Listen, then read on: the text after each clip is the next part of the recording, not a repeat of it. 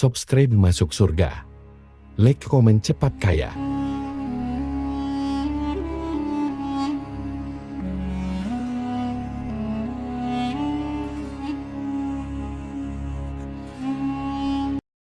Assalamualaikum warahmatullahi wabarakatuh. Para pemirsa YouTube sekalian, pada kesempatan hari ini saya akan membahas terkait dengan Nabi Sulaiman alaihissalam. Nah, Nabi Sulaiman alaihissalam adalah manusia terkaya sepanjang sejarah kehidupan manusia di muka bumi. Dalam beberapa kitab suci seperti Al-Quran, Alkitab, Injil, Nabi Sulaiman alaihissalam dijelaskan sebagai manusia terkaya yang pernah hidup di muka bumi. Tidak ada satupun manusia yang bisa mengalahkan total kekayaannya. Hingga hari kiamat tiba, nanti para arkeolog telah menemukan situs peninggalan sejarah Islam yang mengungkap total kekayaan lebih dari Nabi Sulaiman alaihissalam. Reis bin Yosef, seorang profesor dari Tel Aviv University, seorang peneliti, ia menyatakan bahwa 3000 tahun yang lalu Nabi Sulaiman alaihissalam diperkirakan memiliki kekayaan senilai 2,2 triliun US dollar.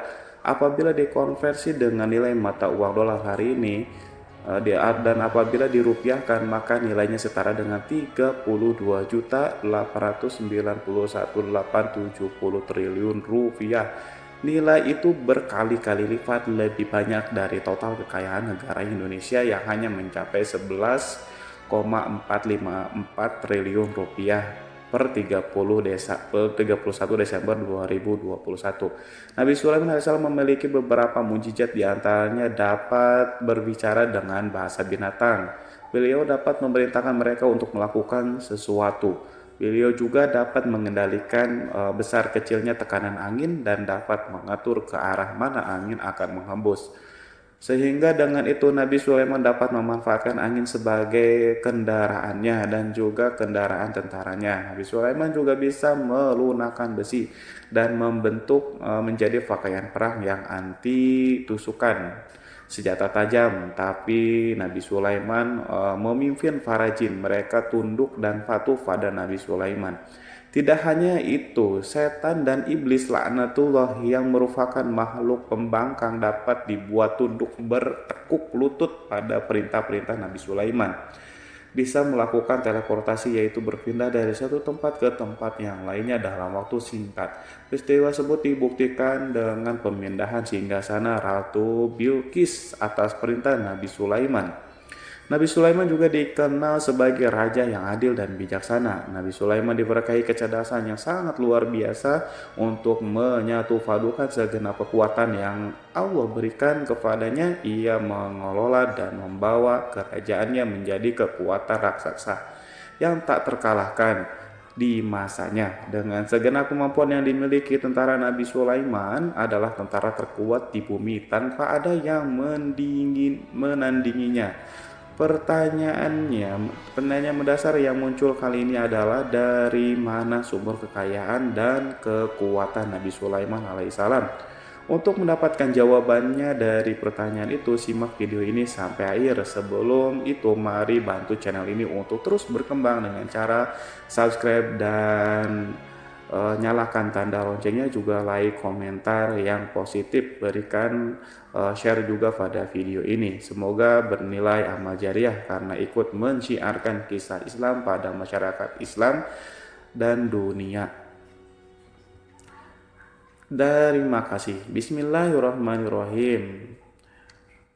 Sesungguhnya kami benar-benar telah menaburkan ilmu kepada Daud dan Sulaiman. Keduanya berkata, segala puji bagi Allah yang melebihkan kami dari kebanyakan hamba-hamba yang mukmin. Sulaiman telah mewarisi Daud dan dia berkata, wahai manusia, kami telah diajari untuk memahami bahasa burung dan kami dianugerahi segala sesuatu. Sesungguhnya semua ini benar-benar karunia yang nyata. Quran Surat An-Naml ayat 15-16. Saudara-saudaraku yang dirahmati oleh Allah, pada ayat di atas disebutkan bahwa Sulaiman telah mewarisi Daud. Nabi Sulaiman mewarisi Nabi Daud dalam sisi kenabian dan kekuasaan, bukan mewarisi harta, karena para nabi tidak mewarisi harta. sebab sepeninggalan mereka harta para nabi menjadi sedekah bagi orang-orang yang ada di sekitar mereka, yaitu orang-orang fakir dan orang-orang yang membutuhkan, dan harta para nabi tidak dikhususkan bagi kalangan keluarganya. Rasulullah bersabda, kami para nabi tidak mewariskan. Nabi Sulaiman mewarisi kenabian dari Nabi Daud. Ini adalah hal yang jelas Allah telah memilihnya sebagai nabi dari Bani Israel. Begitu juga Allah telah memberinya kekuasaan kerajaan sehingga ia menjadi pemimpin Bani Israel. Barangkali sesuatu yang paling penting yang diwarisi oleh Nabi Sulaiman dari Nabi Daud adalah tradisi militer. Kemajuan militer yang dahsyat telah berpindah kepada Nabi Sulaiman. Nabi Daud sebenarnya adalah seorang pengembala kambing yang sangat miskin, tapi seiring dengan perjalanan waktu, ia menjadi komandan pasukan yang tiada tandingannya. Nabi Daud alaihissalam mengetahui bahwa kekuatan hakiki yang mengatur alam semesta adalah kekuatan Allah Subhanahu wa taala. Ketika Nabi Daud mengulurkan tangannya dan memegang potongan batu, lalu beliau melemparkannya dengan ketapelnya ke arah Jalut. Nah, kepala Jalut retak dan ambruk menghantam tanah. Ini sebagai bentuk demonstrasi kekuatan darinya. Kehadiran Nabi Daud mengubah pasukan Bani Israel di mana mereka sebelumnya lari jika berhadapan dengan musuh, maka kini keberadaan mereka mulai diperhitungkan di masa kehidupan Nabi Daud. Mengalami peperangan yang sangat banyak, tapi Al-Quran tidak menceritakan secara terperinci hal itu. Al-Quran adalah kitab dakwah di jalan Allah, bukan kitab sejarah. Al-Quran hanya menceritakan di dalam Quran surat ayat 20, dan kami kuatkan kerajaan Daud. Ayat tersebut berarti bahwa Nabi Daud belum pernah terkalahkan dalam peperangan yang diikutinya. Di samping dukungan yang Allah berikan kepadanya, juga pasukan dan rakyat di mana mereka adalah orang-orang yang bertauhid, menyerahkan diri kepada Allah. Allah SWT mengajarkan kepada Nabi Daud hal-hal yang menjadikan pasukannya memiliki keistimewaan yang dengannya mereka dapat mengalahkan pasukan-pasukan lain, pasukan-pasukan besar yang ada di bumi pada saat itu. Allah Subhanahu wa taala telah berfirman dalam Quran surat Saba ayat 10, dan kami telah melunakkan besi untuknya. Baju besi mungkin akan menjadi masalah dalam benak kita ketika orang-orang akan berperang. Baju besi cukup mengganggu gerakan mereka. Kita bisa membayangkan ketika ada dua orang berperang, salah satunya dapat bergerak bebas sementara yang lainnya tidak leluasa bergerak karena tertahan dengan pakaiannya. Namun dengan kekuasaan Allah, Nabi Daud dapat melunakkan besi dan membuat baju besi menjadi ringan yang mudah untuk digunakan. Ini adalah kemajuan penting yang Allah berikan kepada Nabi Daud dan tentaranya. Kemajuan itu kemudian diajarkan dan diwariskan dan dimiliki oleh Nabi Sulaiman alaihissalam. Nabi Sulaiman memiliki pasukan yang dahsyat yang melebihi pasukan manapun di bumi saat itu, atau bahkan mungkin saat ini. Bahkan Allah menambahkan karunia-Nya kepada Nabi Sulaiman yang disebutkan dalam Quran surat An-Naml ayat 16, dan Sulaiman telah mewarisi Daud, dan dia berkata, wahai manusia, kami telah diberi pengertian tentang suara burung, dan kami diberi segala sesuatu. Sesungguhnya ini benar-benar sesuatu karunia yang nyata. Saudara-saudaraku yang dirahmati oleh Allah, pada suatu hari Nabi Sulaiman alaihissalam mengangkat tangannya berdoa kepada Allah. Berdoa kepada Allah antara hati Nabi dan Allah tidak ada penghalang, tidak ada jarak, tidak ada sekat. Waktu tak ada satu pun dari para nabi yang berdoa kepada Allah. Wali doanya pasti dikabulkan. Doa Nabi Sulaiman alaihissalam direkam di dalam Quran surat Shad ayat 35. Nabi Sulaiman berkata, ya Tuhanku, ampunilah aku, anugerahkanlah kepadaku kerajaan yang tidak dimiliki oleh seorang pun sesudahku. Nabi Sulaiman menginginkan dari Allah suatu kerajaan yang belum pernah diperoleh oleh siapapun setelahnya.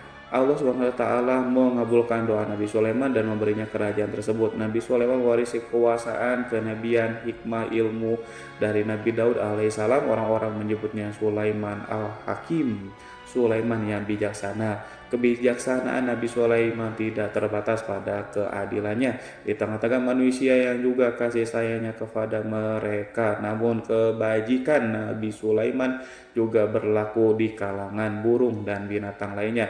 Nabi Daud juga mengenal bahasa burung, tetapi Nabi Sulaiman dapat berbicara dengan bahasa burung.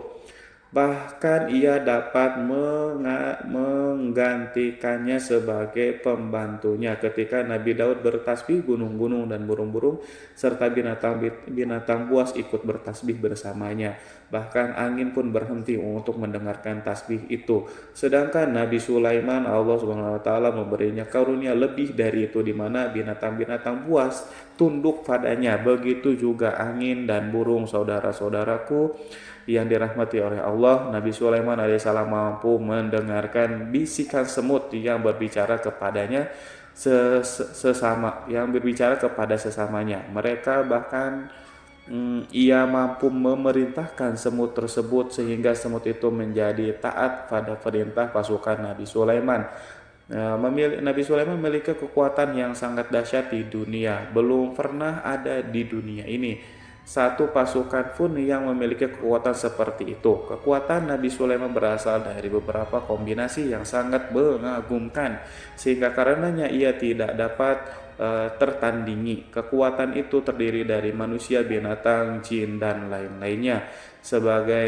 Sebagainya kita mengetahui bahwa jin adalah makhluk Allah dan manusia tidak mampu melihatnya atau menghadirkannya atau meminta pertolongan kepadanya. Sedangkan Nabi Sulaiman telah diberi Allah suatu kemampuan untuk menundukkan jin, memperkerjakan mereka sebagai tentara di tengah-tengah peperangan. Bahkan ia mampu menjadikan mereka sebagai pekerja-pekerja kasar di kerajaannya saat tidak ada peperangan. Maka karena itu ketika ada pasukan lain yang mencoba melawan pasukan Nabi Sulaiman, mustahil mereka akan mendapatkan kemenangan.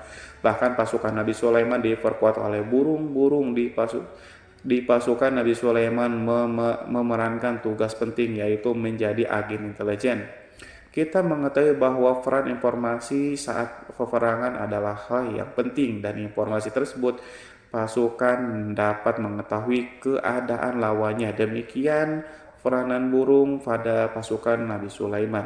Ia terbang di tengah-tengah musuh, kemudian ia kembali pada Sulaiman untuk menyampaikan berita tentang keadaan lawannya. Di samping itu, di samping jin, burung Allah juga menundukkan angin untuk Nabi Sulaiman. Nabi Sulaiman dapat memerintahkan angin dan ia mampu untuk menaiki angin tersebut bersama tentaranya. Di dalam Quran surat Shad ayat 36-40 Allah SWT berfirman, "Kami tundukkan kepada angin yang berhembus dengan baik menurut kemana saja yang dikehendaki Sulaiman, dan kami tundukkan pula kepadanya setan-setan, semuanya ahli bangunan dan penyelam, dan setan yang lain yang terikat dalam belenggu. Inilah anugerah kami, maka berikanlah kepada orang lain atau tahanlah untuk dirimu sendiri dan dengan tiada pertanggungjawaban, dan sesungguhnya dia mempunyai kedudukan yang dekat pada sisi kami dan tempat kembali yang baik." Saudara-saudaraku yang dirahmati oleh Allah, juga memberikan kemampuan yang tak seorang pun dari para nabi mendapatkannya, yaitu kemampuan untuk memerintahkan setan-setan adalah satu bagian dari jin. Ia adalah kelompok yang celaka dari bangsa jin. Kelompok ini sebenarnya tidak mampu dikuasai oleh manusia, bahkan jin yang saleh tidak dapat mengatur setan. Adapun Nabi Sulaiman, Allah telah memberinya kekuasaan untuk menundukkan setan dan memperkerjakannya. Mereka bahkan mengikatnya dengan rantai serta menghukumnya jika ia menentang pada perintah setan. membangun untuk Sulaiman istana-istana dan patung-patung dan alat-alat perang. Bahkan setan-setan itu menyelam di dasar laut untuk mengeluarkan permata dan yakut untuk Sulaiman. Jika ada di antara setan yang menentang perintahnya, maka Nabi Sulaiman alaihissalam mengikatnya dengan rantai. Ini semua menunjukkan kekayaan Nabi Sulaiman dan kekuasaan di mana ia mampu mengatur banyak makhluk di bumi ini. Tentu saja kemampuan itu semuanya adalah atas izin atau kehendak dari Allah Subhanahu wa taala. Sebagai mukjizat dari Allah Subhanahu wa taala berfirman dalam Quran surat Saba ayat 12, dan sebagian dari jin ada yang bekerja di hadapannya di bawah kekuasaannya dengan izin Tuhannya, dan siapa yang menyimpang di antara mereka dari perintah kami, maka kami rasakan kepadanya azab neraka yang apinya menyala-nyala. Para jin itu membuat untuk Sulaiman apa yang dikehendakinya dari gedung-gedung yang tinggi dan patung-patung dan piring-piring yang besarnya seperti kolam atau periuk yang tetap berada di atas tungku. Saudara-saudaraku yang dirahmati oleh Allah, Nabi Sulaiman yang bijaksana adalah penguasa yang tak tertandingi di muka bumi ini. Meskipun memperoleh nikmat-nikmat khusus yang agung itu yang Allah berikan kepada Nabi Sulaiman, beliau tetap menunjukkan dirinya sebagai manusia yang paling banyak berzikir kepada Allah dan manusia yang paling banyak bersyukur di zamannya. Saudara-saudaraku yang dirahmati Allah, sebagaimana Allah Subhanahu wa taala telah memberikan nikmat kepada kepada ayahnya Nabi Daud alaihissalam, di mana ia mampu melunakkan besi dan Allah mengajarinya bagaimana cara mencairkan besi, maka Nabi Sulaiman alaihissalam dapat memanfaatkan tembaga yang cair untuk peperangan.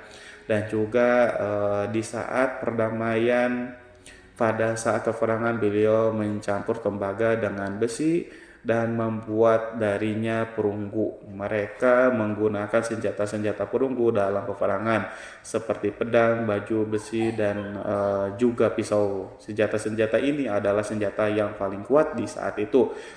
Sedangkan di saat damai, tembaga digunakan untuk membuat bangunan, perhiasan, dan sebagainya. Meskipun Nabi Sulaiman mendapatkan banyak nikmat yang besar ini dan karunia yang khusus, Allah Subhanahu wa taala mengujinya dengan suatu ujian yang dahsyat, ujian yang akan selalu datang kepada seorang hamba yang soleh. Ketika hamba itu mendapatkan kedudukan besar, maka ujiannya pun menjadi besar. Allah Subhanahu wa taala menguji Nabi Sulaiman dengan penyakit. Saudara-saudaraku, ujian yang dialami Nabi Sulaiman diceritakan oleh Fakhrur Razi Sulaiman, diuji dengan suatu penyakit yang keras, di mana bahkan saat itu tidak mampu mengatasi sakitnya Nabi Sulaiman karena saking kerasnya, sehingga para dokter dari kalangan manusia dan jin tidak mampu menghilangkan penyakit itu. Lalu burung-burung menghadirkan rumput-rumput yang dianggap sebagai obat, tetapi Nabi Sulaiman tak kunjung sembuh. Semakin hari penyakit Nabi Sulaiman semakin menjadi-jadi, sehingga ketika Nabi Sulaiman duduk di atas kursi, ia duduk bagaikan tubuh tanpa roh, seakan-akan ia mati karena saking kerasnya penyakitnya. Sakit yang diderita oleh Nabi Sulaiman alaihissalam berlangsung sangat lama, namun Nabi Sulaiman tidak berhenti-hentinya berzikir kepada Allah yang meminta kesembuhan kepada Allah. Serta peristiwa pada Allah dan mengungkapkan rasa cinta kepadanya. Selesailah ujian Allah terhadap hambanya Nabi Sulaiman alaihissalam. Beliau pun sembuh. Ini Nabi Sulaiman merasakan kembali kesehatan setelah ia mengetahui segala kejayaan dan segala kekuasaan serta segala kebesarannya tidak lagi mampu menghilangkan penyakit yang dideritanya kecuali jika Allah menghendakinya. Saudara-saudaraku yang dirahmati oleh Allah, Nabi Sulaiman telah membangun tempat ibadah, tempat sujud, sehingga manusia menyembah Allah di dalam rumah itu, menunjukkan keunggulan seni arsitektur dan seni fahat. Orang-orang yang membangun rumah itu berjumlah puluhan ribu orang. Tentu setiap kelompok dari mereka memiliki pekerjaan masing-masing. Di antaranya mereka ada yang mencairkan tembaga, Di antara mereka ada yang tukang pahat, ada juga tukang ukir, ada juga membelah batu, ada juga yang memotong-motong kayu. Ada yang mendatangkan rumput-rumput dari Lebanon, ada juga yang mendatangkan emas dan menjadikannya lempengan-lempengan yang mengkilat untuk menutupi kayu, untuk melapisi dinding. Bahkan dari golongan jin pun membantu membangun rumah tersebut. Tentu sebagai perintah dan bimbingan Nabi Sulaiman, mereka membuat patung-patung yang besar, membuat bejana yang besar untuk tempat makan para tentara dan pekerja, yaitu bejana seperti gunung. Karena saking beratnya dan besarnya, mereka juga membuat tempat-tempat minum yang besarnya seperti kolam. Nabi Sulaiman mengawasi para pekerja dan juga mengurusi masyarakatnya, di mana beliau mengenali program mereka dan berusaha memecahkan. Beliau juga mengawasi pasukannya dari kalangan binatang dan burung. Beliau mengetahui apakah ada sesuatu di antara mereka yang tidak datang, tidak hadir, di mana ia pergi, serta mengapa ia pergi.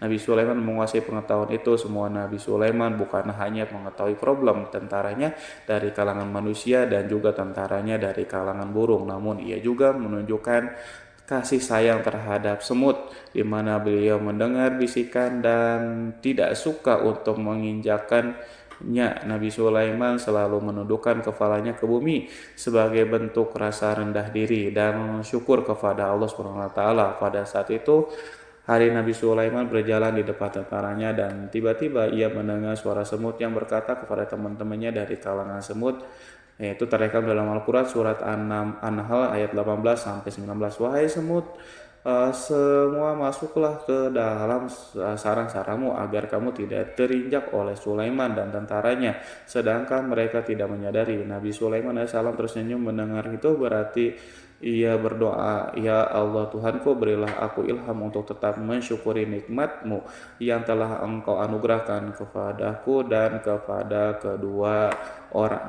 orang tuaku, ibu bapakku, dan untuk mengerjakan amal saleh yang Kau ridhoi, dan masuklah aku ke dalam rahmat-Mu dan dalam golongan hamba-hamba-Mu yang saleh. Saudara-saudaraku yang dirahmati Allah, meskipun Nabi Sulaiman mendapatkan kekuasaan dan memiliki tentara yang besar, namun beliau menunjukkan kasih sayang terhadap bangsa semut. Beliau mendengarkan fisiknya dan melihat semut yang ada di depannya. Oleh karena itu ia tak mungkin baginya untuk menginjak golongan semut itu. Nabi Sulaiman bersyukur kepada Allah yang telah memberinya nikmat itu, yaitu nikmat rahmat dan kasih sayang. Di samping itu, Nabi Sulaiman alaihissalam adalah orang yang paling kaya di dunia. Istananya terbuat dari kayu gaharu yang memiliki bau dan harum. Istananya terbuat dari emas dan terkadang dari kristal. Beliau juga memiliki kursi besar yang terbuat dari emas dan permata.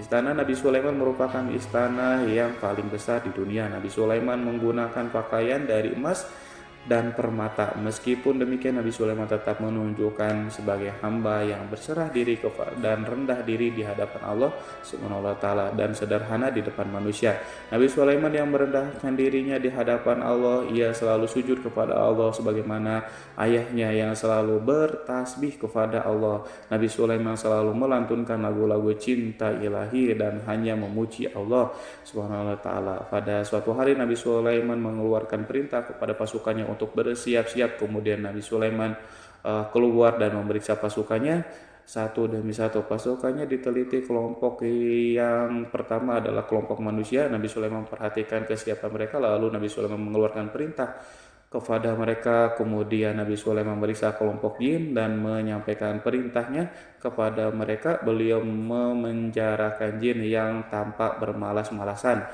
saat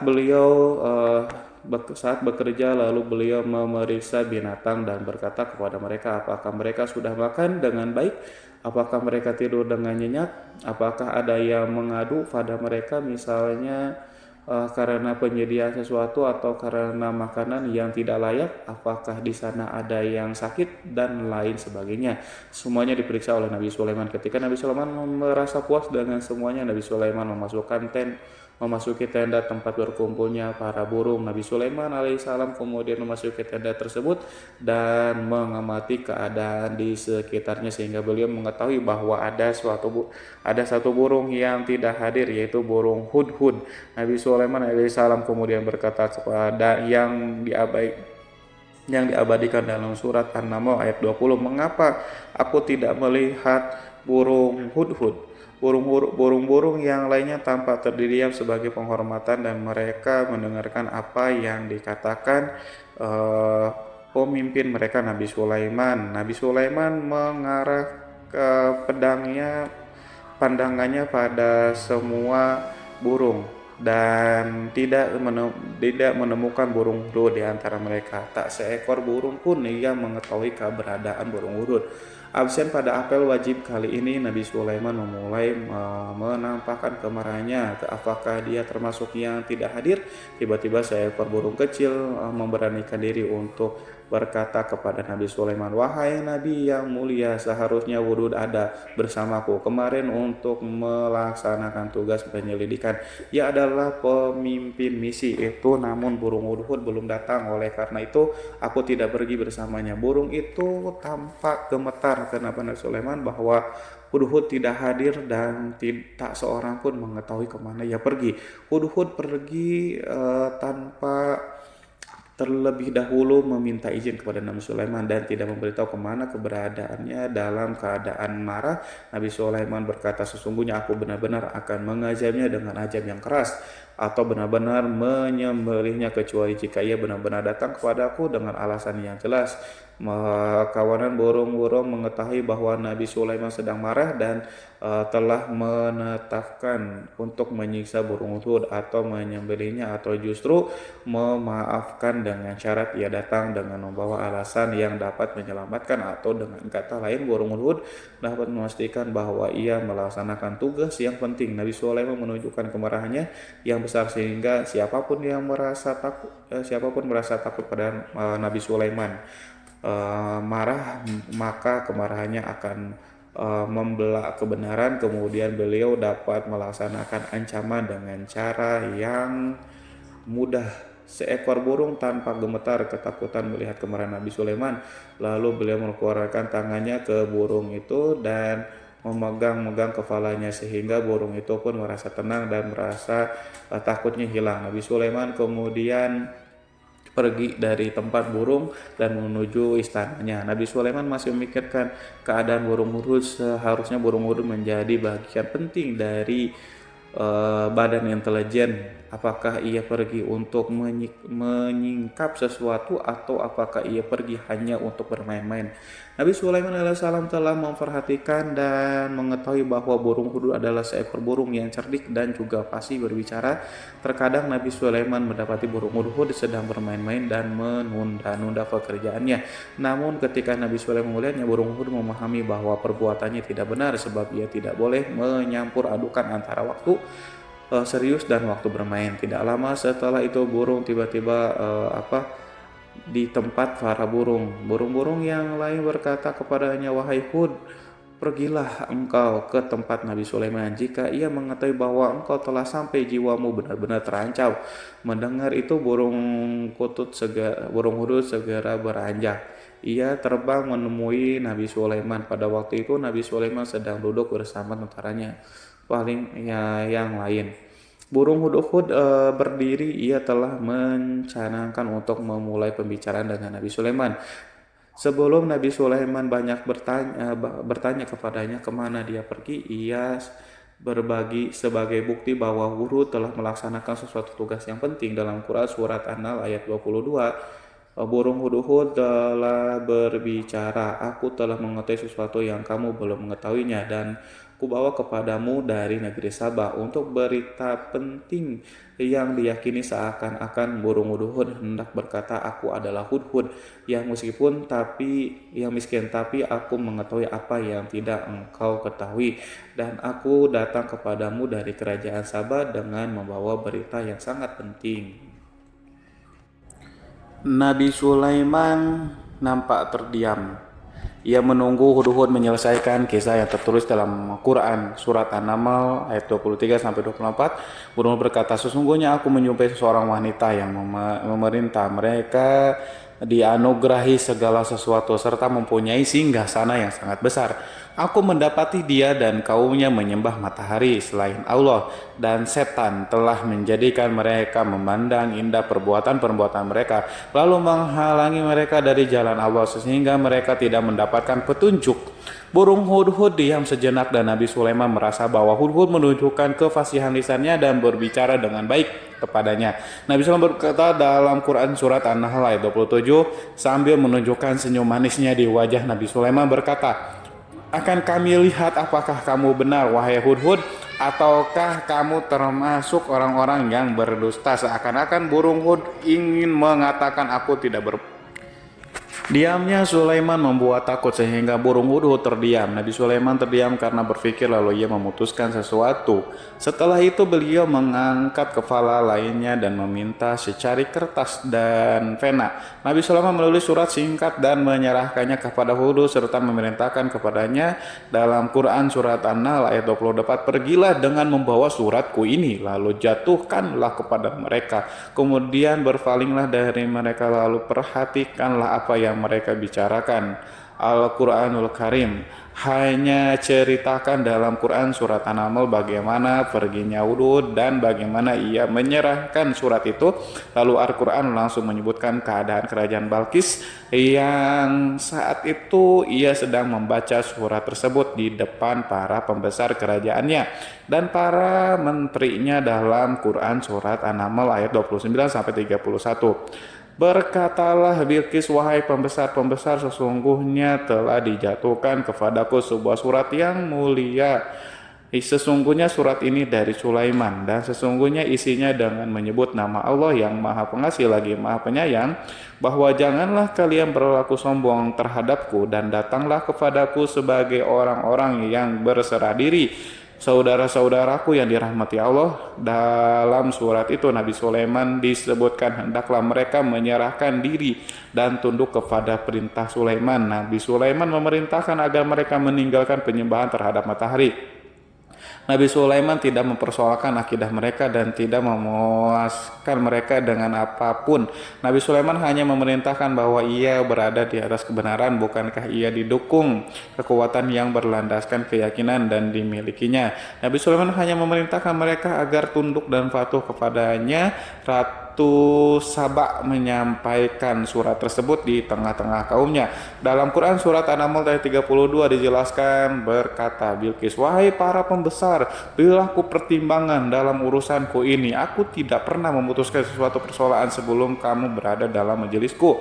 Saudara-saudaraku yang dirahmati Allah, para pembesar istana Bilqis menentang surat tersebut. Isi surat itu membangkitkan kesombongan kaum Saba, di mana mereka merasa lebih kuat. Mereka mengetahui bahwa di sana ada seseorang yang mencoba menentang mereka dan mengisyaratkan peperangan kepada mereka. Lalu ia minta kepada mereka untuk memenuhi syarat-syarat sebelum terjadinya peperangan dan kekalahan dalam Quran surat An-Nahl ayat 33. Mereka menjawab, kita adalah orang-orang yang memiliki kekuatan dan juga memiliki keberanian yang sangat dalam. Peperangan dan keputusan berada di tanganmu, wahai rajaku. Maka pertimbangkanlah apa yang akan kamu perintahkan. Saudara-saudaraku yang dirahmati Allah, para pembesar kaum Saba seakan ingin berkata kita siap untuk melaksanakan perang. Tampaknya ratu itu memiliki kebijakan yang lebih baik dari pembesar kaumnya. Surat Sulaiman itu membuatnya berpikir lebih jernih dan lebih berhati-hati. Ia berusaha sebisa mungkin menghindari peperangan. Ratu itu berpikir dalam tempo yang lama. Nama Sulaiman tidak diketahuinya dan ia pun belum pernah mendengarnya. Oleh karena itu ratu kaum Saba tidak mampu mengetahui dan mendeteksi seberapa besar kekuatan Nabi Sulaiman. Boleh jadi Nabi Sulaiman memiliki kekuatan yang dahsyat sehingga ia mampu memerangi kekuasaannya dan mengalahkannya. Kemudian ratu memperhatikan apa yang ada di sekelilingnya. Ia melihat kemajuan masyarakat dan juga kekayaannya. Barangkali ia mengira bahwa Nabi Sulaiman iri terhadap kemajuan kekayaan itu sehingga Nabi Sulaiman ingin menyerangnya. Setelah mempertimbangkan isi surat Nabi Sulaiman dengan cermat, Ratu Saba memilih untuk tidak bersikap sombong dan bodoh. Ratu lebih suka untuk menggunakan bahasa kelembutan. Ia mengirim kepada Nabi Sulaiman suatu hadiah yang besar. Ratu mengira bahwa Nabi Sulaiman seseorang yang ambisius, yang boleh jadi ia telah mendengar tentang kekayaan kerajaan Sabah. Para utusan pergi dengan membawa hadiah dari Ratu Sabah. Ratu berharap agar mereka dapat memasuki kerajaan Nabi Sulaiman dan akan mengetahui kondisi kerajaan. Saat mereka pulang, Ratu ingin mendengar secara langsung dari mereka tentang bagaimana keadaan kaum Nabi Sulaiman dan pasukannya. Setelah mendapatkan informasi yang cukup, maka Ratu Bilqis dapat membuat sesuatu keputusan yang tepat. Ratu menyembunyikan apa yang terlintas dalam pikirannya, lalu ia berbicara kepada pembesar istananya bahwa ia dapat menyingkapi niat jahat Raja Sulaiman, lalu cara mengirimkan hadiah kepadanya. Ratu lebih memilih cara tersebut dan menunggu reaksi dari Nabi Sulaiman. Ratu berhasil memuaskan para pembesar istana dan untuk sementara ia menghilangkan ide untuk berperang. Karena para raja jika menyerang satu desa, maka pemimpin desa tersebut adalah orang yang paling banyak mendapatkan kehinaan dan kerjaan. Akhirnya para pembesar kaumnya merasa puas dengan pikiran Ratu Bilqis. Saudara-saudaraku yang dirahmati oleh Allah, dalam Quran surat An-Naml ayat 34-35 dijelaskan, Bilqis berkata, dia berkata, sesungguhnya raja-raja apabila memasuki suatu negeri niscaya mereka akan membinasakannya dan menjadikan penduduknya yang mulia menjadi hina, dan demikian pula lah yang akan mereka perbuat, dan sesungguhnya aku akan mengirim utusan kepada mereka dengan membawa hadiah, dan aku akan menunggu apa yang akan dibawa kembali oleh utusan itu. Saudara-saudaraku yang dirahmati Allah, kemudian sampailah hadiah dari Ratu Bilqis kepada Nabi Sulaiman. Para intelijen Nabi memberitahunya bahwa utusan Bilqis datang dengan membawa hadiah. Nabi Sulaiman langsung mengetahui bahwa Ratu Bilqis itu sengaja mengirim orang-orangnya untuk mengetahui atau mendapatkan informasi tentang kekuatannya. Lalu setelah itu ia akan mengambil keputusan atau mengambil sikapnya kepada kerajaan Nabi Sulaiman. Sulaiman segera memanggil semua pasukannya untuk berkumpul. Utusan Bilqis segera memasuki istana. Nabi Sulaiman yang dipenuhi dengan pasukan besar yang bersenjata melihat itu, utusan Ratu Bilqis tercengang dan ia terkejut ketika mereka melihat kekayaan yang mereka bawa tidak ada apa-apanya dibandingkan apa yang ada di sana.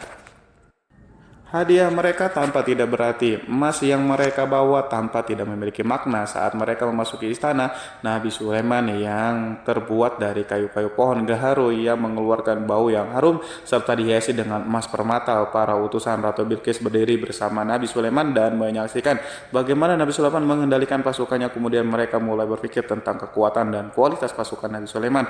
Betapa kagetnya mereka ketika melihat di tengah-tengah pasukan itu terdapat singa, burung, dan tentara dari kalangan manusia yang mampu terbang. Mereka pun sadar bahwa mereka di hadapan pasukan yang tiada tersaingi.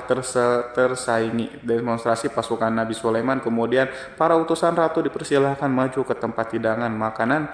Para utusan itu sangat terkejut ketika melihat berbagai macam makanan dari penjuru dunia ada di depannya, dan di antara makanan itu terdapat pula makanan yang biasa ditemukan di negeri mereka, tetapi mereka melihat bahwa makanan itu memiliki rasa yang lebih istimewa. Selain itu, piring-piring yang ada di depannya mereka dan dijadikan tempat makanannya terbuat dari emas, dan mereka dilayani oleh laki-laki yang berhias dengan emas. Ratu mereka pun tidak mengenakan hiasan itu di meja makanan itu. Terdapat burung, ikan laut, dan berbagai macam daging yang mereka tidak mampu lagi membedakan daging apa itu. Nabi Sulaiman tidak makan bersama mereka, tapi beliau makan dengan menggunakan piring yang terbuat dari kayu. Beliau memakan roti yang kering yang dicampur dengan minyak. Inilah makanan yang dipilih Nabi Sulaiman. Makan bersama mereka dalam keadaan diam. Mereka merasa kehadiran Nabi Sulaiman menciptakan suatu wibawa yang luar biasa. Selesai perjamuan itu, makanan itu sudah selesai. Lalu dengan sangat malu mereka menyerahkan hadiah dari Ratu Bilqis kepada Nabi Sulaiman. Hadiah itu berupa emas. Bagi mereka hadiah itu sangatlah bernilai tinggi, tapi di sini hadiah itu tampaklah kecil di hadapan kekayaan Nabi Sulaiman yang sangat mengagumkan. Nabi Sulaiman memperhatikan hadiah ratu itu dan berkata dalam Quran surat An-Nahl ayat 36, Maka tatkala utusan itu sampai pada Sulaiman, Sulaiman berkata, apakah patut kamu menolong aku dengan harta? Maka apa yang diberikan Allah kepadaku lebih baik daripada apa yang diberikannya kepadamu. Tetapi kamu merasa bangga dengan hadiahmu. Saudara-saudaraku, Raja Sulaiman menyingkap dengan kata-katanya yang singkat itu penolakannya terhadap hadiah mereka. Ia memberitahu utusan itu bahwa ia tidak menerima. Ia memberitahu utusan itu bahwa ia tidak menerima hadiah tersebut. Ia tidak merasa puas dengan hadiah itu. Yang membuatnya puas hanyalah, janganlah kalian berlaku sombong terhadapku dan datanglah kepadaku sebagai orang-orang yang berserah diri. Lalu Nabi Sulaiman berkata kepada mereka, pelan hal itu diabadikan dalam Quran surat An-Naml ayat 33, kembalilah kepada mereka, sesungguhnya kami akan mendatangi mereka dengan bala tentara yang mereka tidak kuasa melawannya, dan pasti kami akan mengusir mereka dari negeri itu, yaitu negeri Sabah, dengan terhina, dan mereka akan menjadi tawanan yang hina. Saudara-saudaraku yang dirahmati oleh Allah, Nabi Sulaiman kemudian meninggalkan para utusan ratu setelah terlebih dahulu mengancam mereka. Para utusan itu mengharap agar lebih Sulaiman mau menunggu kunjungan Ratu Bilqis sendiri yang akan membawa misi perdamaian. Akhirnya sampailah para utusan Ratu Bilqis ke negeri Sabah. Mereka segera menuju ke istana sang ratu. Mereka memberitahu bahwa negeri mereka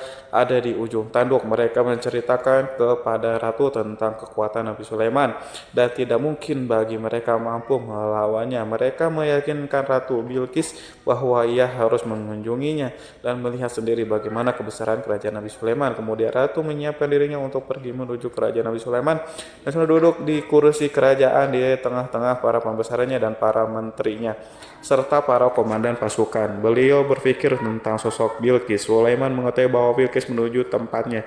Meski dikelilingi rasa takut, Nabi Sulaiman berpikir sejenak tentang bagaimana matahari disembah. Ia memikirkan bagaimana informasi yang diterima oleh intelijennya tentang kemajuan kerajaan Bilqis dalam bidang kesenian dan ilmu pengetahuan. Nabi Sulaiman bertanya kepada dirinya sendiri, apakah kemajuan menjadi penghalang untuk mengetahui kebenaran? Apakah ratu itu gembira dengan kekuatan yang dicapainya, dan ia membayangkan bahwa kekuatannya adalah segalanya dengan kemajuan yang dimilikinya. Nabi Sulaiman ingin membuat kejutan agar ratu mengetahui bahwa Islam yang diyakini oleh Nabi Sulaiman adalah satu-satunya yang mampu mendatangkan kemajuan dan kekuatan yang hakiki, sehingga ia dapat membandingkan antara keyakinannya dalam menyembah matahari beserta kemajuan yang mencapainya dengan keyakinan Nabi Sulaiman juga beserta kemajuan yang diraihnya. Saudara-saudaraku yang dirahmati oleh Allah, para mata-mata Nabi Sulaiman telah memberitahu bahwa hal yang sangat disegani dan dikagumi oleh kaum Bilqis adalah kerajaan Sabah, yaitu singgasana Raja Bilqis. Singgasana itu terbuat dari emas dan batu mulia. Singgasana tersebut dijaga oleh penjaga yang sangat disiplin, di mana mereka tidak pernah lalai sedikit pun. Oleh karena itu sangat tepat apabila Nabi Sulaiman menghadirkan singgasana di sini di kerajaannya, sehingga ketika ratu tiba maka ia dapat duduk di atasnya. Nabi Sulaiman ingin membuat kejutan kepadanya dan menunjukkan bahwa kemampuannya tersebut yang berlandaskan pada keislaman. Nabi Sulaiman melakukan yang demikian itu dengan harapan agar si ratu tunduk kepadanya. Ide itu terlintas dalam diri Nabi Sulaiman, lalu ia mengangkat kepalanya dan menoleh kepada anak buahnya. Hal itu diabadikan dalam Quran surat An-Naml ayat 30. Wahai para pembesar-pembesar, siapakah di antara kalian yang sanggup membawa singgasananya kepadaku sebelum mereka datang kepadaku? Sebagai orang-orang yang berserah diri, saudara-saudaraku, perhatikanlah ungkapan pikiran Nabi Sulaiman tersebut. Semua pemikirannya berkisar tentang keislaman para penyembah matahari, tentang bagaimana beliau dapat memberikan petunjuk kepada mereka di jalan Allah. Yang pertama menjawab pertanyaan Nabi Sulaiman adalah jin Ifrit dari kalangan jin yang Allah telah menundukkan mereka kepada Nabi Sulaiman. Dalam Quran surah Al-An'am ayat 39 berkata Ifrit yang cerdik dari golongan jin, aku akan datang kepadamu dengan membawa singgasana itu kepadamu sebelum kamu berdiri dari tempat dudukmu. Sesungguhnya aku benar-benar kuat untuk membawanya lagi. Dapat dipercaya Nabi Sulaiman berdiri dari tempat duduknya setelah 1 jam atau 2 jam, namun jin itu berjanji kepadanya untuk menghadirkan singgasana Bilqis. Sebelum itu istana Nabi di Palestina, sedangkan istana Bilqis terletak di Yaman. Antara singgasana tersebut dengan singgasana Nabi Sulaiman berjarak lebih dari ribuan mil. Barangkali pesawat yang cepat sekalipun yang kita kenal hari ini tidak akan mampu membawa dan mendatangkan di istana itu dalam waktu 1 jam. Tetapi masalahnya di sini berhubungan dengan kekuatan jin yang serba misterius. Nabi Sulaiman alaihissalam tidak mengomentari sedikit pun terhadap apa yang dikatakan oleh Ifrit dari golongan jin. Tampaknya ia menunggu tanggapan lain yang mampu menghadirkan singgasana Bilqis yang lebih cepat dari jin. Nabi Sulaiman menoleh kepada seseorang di sana yang duduk di atas naungan. Hal itu diceritakan dalam Quran surat An-Naml ayat 40. Berkatalah seorang yang mempunyai ilmu dari Alkitab, aku akan membawa singgasana itu kepadamu sebelum matamu berkedip. Maka tatkala Sulaiman melihat singgasana itu terletak di hadapannya, ia pun berkata, ini termasuk karunia Tuhanku untuk mencoba aku. Apakah aku akan bersyukur atau mengingkari nikmatnya? Dan barang siapa yang bersyukur, maka sesungguhnya dia bersyukur untuk kebaikan dirinya sendiri. Dan barang siapa yang ingkar, maka sesungguhnya Tuhanku maha kaya lagi maha mulia. Saudara-saudaraku, belum lama seseorang yang mempunyai ilmu Alkitab itu menyatakan kalimatnya, sehingga singgasana itu tiba-tiba ada di depan Nabi Sulaiman yang mampu menghadirkan singgasana itu lebih cepat atau lebih sedikit dari kedipan mata. Ketika mata itu tertutup dan terbuka, Al-Quranul Karim tidak menyingkap kepribadiannya. Seseorang yang menghadirkan singgasana itu Al-Quran hanya menggarisi bahwa orang itu mempunyai ilmu dari Alkitab. Al-Quran tidak menjelaskan kepada kita apakah ia seorang malaikat atau manusia atau jin atau Al-Quranul Karim sepertinya ingin menyembunyikan identitas orang tersebut. Al-Quran sengaja tidak menyingkap hakikat kitab yang dimaksud. Saudara-saudaraku yang dirahmati Allah, setelah melintas singgasana itu, Nabi Sulaiman bersyukur kepada Allah. Ia mulai memperhatikan singgasana sang ratu. Singgasana tersebut merupakan simbol pembangunan dan juga kemajuan, tetapi tampaknya ia hanya sesuatu yang biasa saja jika dibandingkan dengan kekuatan dan kekuasaan. Khawatir kebesaran ciptaan yang dibuat oleh manusia dan jin di kalangan Nabi Sulaiman memikirkan dalam tempo yang sangat lama singgasana Ratu Bilqis itu. Kemudian beliau memerintahkan agar singgasana itu diperbaiki, sehingga saat Ratu Bilqis datang, lebih Sulaiman akan memujinya. Apakah Ratu Bilqis dapat mengenali singgasananya ataukah tidak? Di dalam Al-Quran surat An-Naml ayat 21, Nabi Sulaiman berkata, ubahlah baginya singgasana, maka kita akan melihat apakah dia mengenal ataukah dia termasuk orang-orang yang tidak mengenalnya. Saudara-saudaraku yang dirahmati Allah, Sulaiman memerintahkan agar dibangun istana yang akan digunakan untuk menyambut Ratu Bilqis.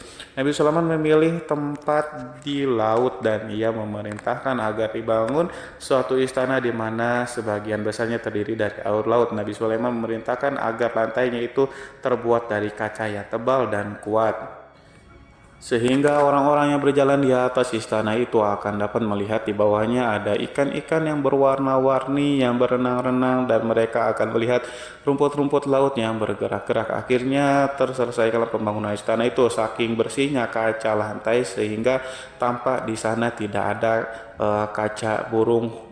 Kaca burung pun memberitahu Nabi Sulaiman bahwa Bilqis telah sampai di dekat kerajaannya. Kemudian Ratu Bilqis datang. Al-Quran tidak menyebutkan keadaan Nabi Sulaiman saat menyambut Bilqis, namun Al-Quran menunjukkan dua sikap Ratu Bilqis. Pertama, bagaimana sikap Bilqis ketika pertama kali melihat singgasananya yang datang mendahulunya, padahal ia telah meninggalkannya pengawalnya untuk tetap setia menjaga singgasananya. Keadaan kedua adalah keadaan di depan istana yang dibangun untuk penyambutan Ratu Bilqis. Istana penuh dengan permata yang berenang di bawahnya ikan-ikan.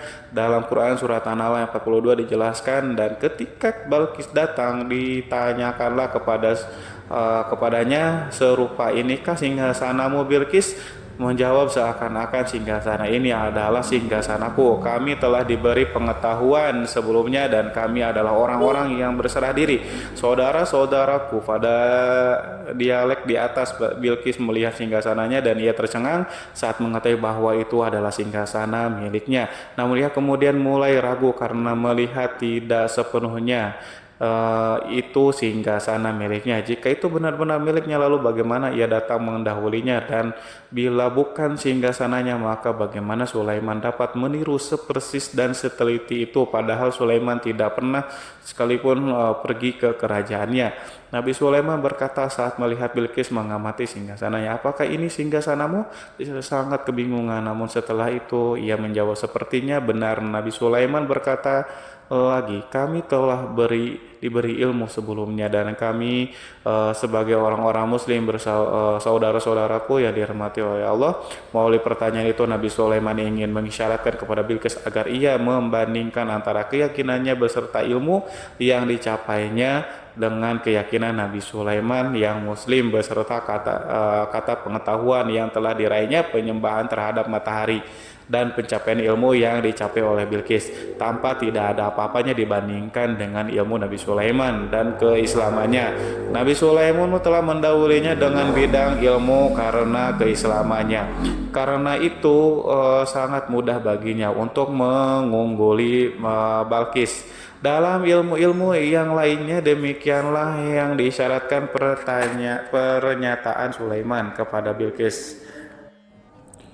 Sahabat itu bahwa ini adalah singgasananya, di mana singgasana itu datang lebih dulu daripada dirinya. Beberapa bagian darinya telah diubah saat Bilqis masih di dalam perjalanan menuju ke tempat Nabi Sulaiman. Ia berpikir kemampuan apa yang dimiliki oleh Nabi Sulaiman. Ratu Bilqis tercengang melihat apa yang disaksikannya yang berupa buah dari keimanan Nabi Sulaiman dan hubungannya dengan Allah SWT. Sebagaimana Bilqis juga tercengang ketika melihat kemajuannya di bidang ilmu pembangunan, seni dan ilmu-ilmu yang lainnya, maka ia lebih kagum lagi saat melihat hubungan yang kuat antara keislaman Nabi kiriman dengan ilmunya serta kemajuan yang diraihnya. Dalam Quran surat An-Naml ayat 84 dijelaskan, dan apa yang disembahnya selama ini selain Allah mencegahnya untuk melahirkan keislamannya, karena sesungguhnya ia terdahulu termasuk orang-orang yang kafir. Saudara-saudaraku yang dirahmati Allah, tergoncanglah dalam benak Bilqis ribuan hal yang melihat keyakinan kaumnya runtuh di hadapan Nabi Sulaiman yang menyadari bahwa matahari yang disembahnya hanya merupakan ciptaan Allah, di mana ia menggerakkannya untuk hamba-hambanya. Lalu terbitlah matahari, kebenaran di dalam dirinya atau hatinya diterangi oleh cahaya baru yang tidak akan tenggelam seperti tenggelamnya matahari. Masa keislamannya hanya menunggu waktu saja. Ratu Bilqis memilih waktu yang tepat untuk mengumumkan keislamannya. Allah SWT berfirman dalam Quran surat An-Naml ayat 44, dikatakan kepadanya, masuklah ke dalam istana. Maka tatkala ia melihat lantai istana itu, dikiranya kolam air yang besar dan disingkapnya dua betisnya. Berkatalah Sulaiman, sesungguhnya ia adalah istana licin yang terbuat dari kaca. Berkatalah Bilqis, wahai Tuhanku, sesungguhnya aku telah berbuat zalim terhadap diriku dan aku berserah diri bersama Sulaiman kepada Allah Tuhan semesta alam. Saudara-saudaraku yang dirahmati Allah, dikatakan kepada Bilqis, masuklah ke dalam istana. Ketika ia masuk, maka ia tidak menyaksikan adanya kaca, tetapi ia melihat air sehingga ia mengira akan bersinggungan dengan air laut. Lalu ia menyingkapkan sedikit bajunya agar bajunya tidak basah. Nabi Sulaiman mengingatkan tanpa melihatnya agar ia tidak khawatir terhadap pakaiannya, karena pakaiannya tidak akan basah sebab di sana tidak ada air, itu sekedar kaca yang halus, yang saking halusnya sehingga ia tidak tampak pada kesempatan Pada kesempatan itu Balkis mengumumkan keislamannya yang mengakui kelaliman dirinya dan ia menyatakan menyerahkan diri kepada Nabi Sulaiman dan kepada Allah Tuhan semesta alam.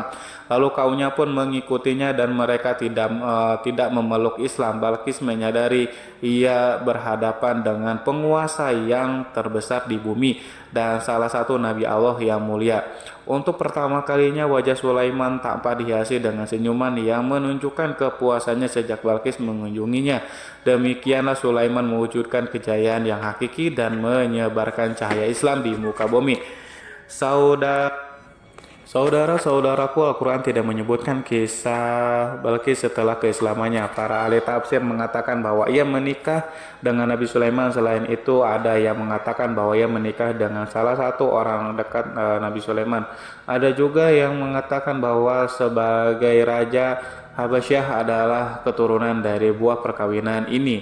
Wallahu alam bishawab. Saudara-saudaraku yang dirahmati Allah, Nabi Sulaiman hidup di tengah-tengah kejayaan dan kemuliaan di bumi. Kemudian Allah menetapkan kematian untuknya sebagaimana kehidupan. Sulaiman berada di puncak kemuliaan dan kejayaan yang penuh dengan keajaiban yang luar biasa. Maka kematiannya pun merupakan tanda-tanda kebesaran Allah yang penuh dengan keajaiban. Demikianlah bahwa kematiannya sesuai dengan kehidupannya, sesuai dengan kejayaannya. Allah berfirman tentang kematian Sulaiman di dalam Al-Quran surat Sab ayat 14. Maka tatkala kami telah menetapkan kematian Nabi Sulaiman, tidak ada yang menunjukkan kepada mereka kematiannya itu kecuali rayap yang memakan tongkatnya. Maka tatkala ia telah tersungkur, taulah jin bahwa kalau sekiranya mereka mengetahui yang gaib, tentulah mereka tidak akan tetap dalam siksa yang menghinakan. Saudara-saudaraku yang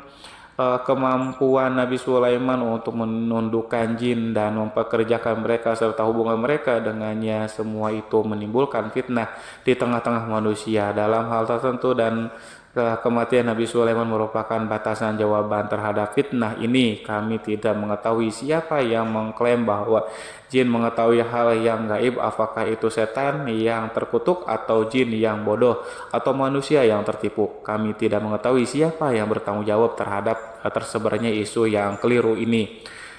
Yang kita tahu adalah bahwa hal tersebut adalah mempengaruhi sebagian manusia dan jin. Barangkali manusia berkata kepada diri mereka, selama jin melakukan perbuatan yang luar biasa ini, maka apa gerangan yang menjadikan mereka tidak mengetahui hal yang gaib?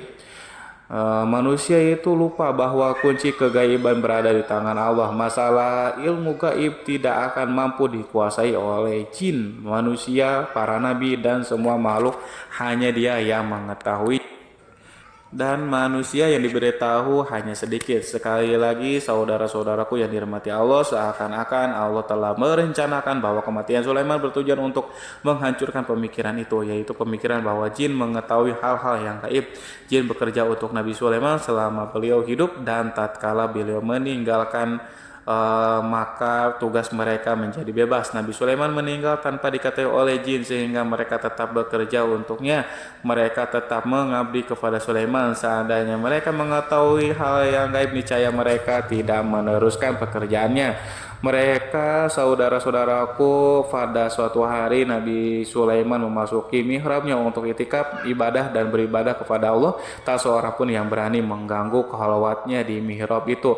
Mihrab Sulaiman terletak di puncak gunung dan dindingnya terbuat dari permata. Pada suatu hari Nabi Sulaiman duduk bersandar pada tongkatnya yang tampak tenggelam dalam tafakur. Beliau berzikir kepada Allah hingga rasakan untuk menguasainya. Lalu setelah itu malaikat maut menemuinya di mihrabnya. Nabi Sulaiman pun meninggal, beliau bersandar pada tongkatnya. Jin melihatnya dan mengira bahwa beliau sedang sholat, sehingga mereka pun terus melanjutkan pekerjaannya. Berlalulah hari-hari yang panjang, kemudian datanglah rayap itu, yaitu semut kecil yang memakan kayu. Hewan itu mulai memakan tongkat Nabi Sulaiman. Rayap itu tampak lapar. Sebagian dari tongkat Nabi Sulaiman dimakan beberapa hari oleh rayap itu ketika yang dimakan semakin bertambah, maka tongkat itu pun menjadi rusak dan kemudian jatuh dari tangan Nabi Sulaiman alaihissalam. Tubuh mulia itu kehilangan pertimbangan dan kemudian jatuh terhempas di bumi. Tatkala tubuh suci itu tersungkur, maka manusia segera menuju ke arahnya. Mereka menyadari dan mengetahui bahwa Nabi Sulaiman telah meninggal dalam waktu yang lama. Jin menyadari bahwa mereka tidak mengetahui hal yang gaib dan manusia pun mengetahui hal yang hakikatnya. Ini seandainya jin mengetahui hal yang gaib, niscaya ia tidak akan meneruskan siksa yang hina. Mereka tidak akan bekerja kepada Sulaiman. Demikianlah Nabi Sulaiman alaihissalam meninggal dalam keadaan duduk dan salat timiranya. Lalu berita itu tersebar bagaikan api di bumi. Manusia, burung, dan binatang buas mengantarkan jenazah Nabi Sulaiman. Sekawanan burung tanpa sedih dan menangis. Semua makhluk bersedih. Akhirnya tak seorang pun mengetahui bahwa burung di bumi meninggal seorang yang memahami pembicaraan burung, binatang-binatang, jin, dan yang lainnya. Sebagian burung-burung itu berkata betapa beratnya kehidupan di tengah orang-orang yang tidak mengetahui pembicaraan kita. Wallahu a'lam bishawab. Wassalamualaikum warahmatullahi wabarakatuh.